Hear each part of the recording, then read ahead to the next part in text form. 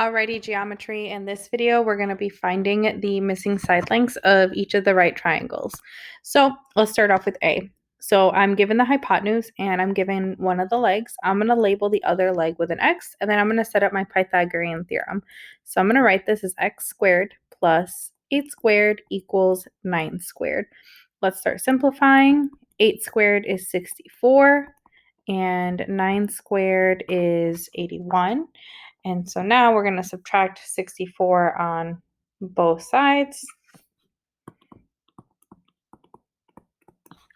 And I end up with x squared equals 17, which means when I take the square root of both sides, we get x equals square root of 17. And I cannot simplify that anymore, so I am done. Okay, let's do the next one. I'm going to label this side y.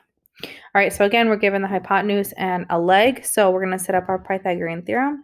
Y squared plus 5 squared equals 15 squared, because 15 is your hypotenuse. So we end up with y squared plus 25 equals 225. We're going to subtract 25 on both sides. I end up with y squared equals 200.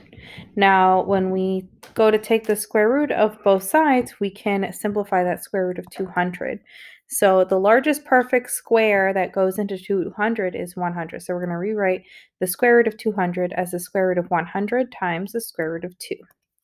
And then we can simplify the square root of 100, and that's going to be 10.